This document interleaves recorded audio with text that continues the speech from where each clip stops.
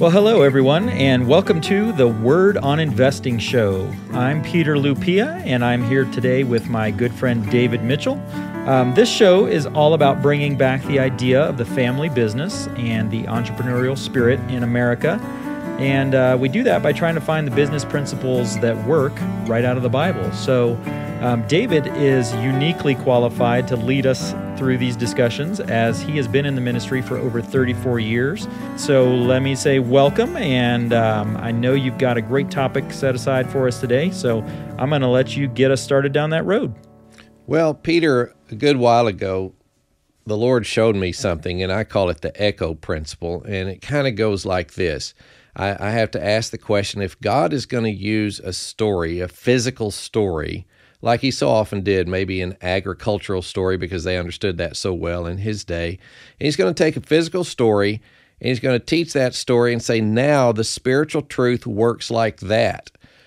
Well, if the Lord's going to do that, could the physical story be a lie, or would it also have to be the truth? So I call that the echo principle. You cannot have an echo without having a true voice. And so I think the physical story is important also. Think about this, going back to that parable where the Lord gave these talents to these three men. It's Matthew chapter 25, verses 14 through 30. Verse 16 says, "Then he that had received the 5 talents went and traded with the same, and made them other 5 talents. So there's a man who does have skill sets. He doubled the money. This wealthy man reaped where he had not sown. In other words, he had many other people sowing seeds, and he paid them a fair salary, but he got to earn the profit off of all of their man hours.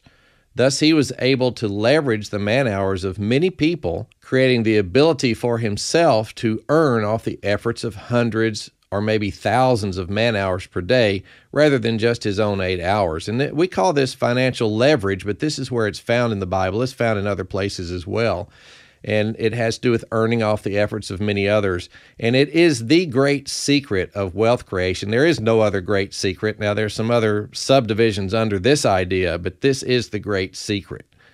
One cannot create wealth by trading his few hours a day for someone else's small amounts of money. This is called a wage, of course, and you can't create wealth this way.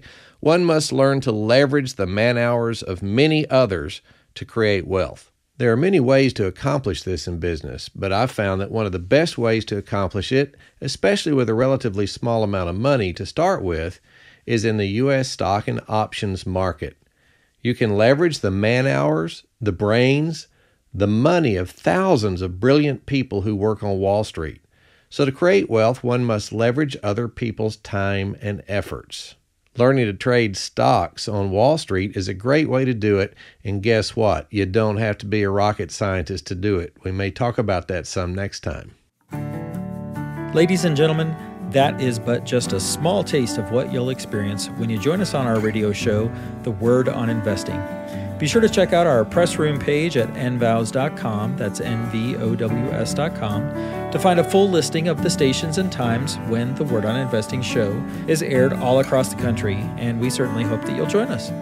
For more information on how to get involved with New Venture on Wall Street, give us a call at 877-907-TRADE, that's 877-907-8723, or you can certainly visit us on the internet at NVOWS.com, and again, that's NVOWS.com.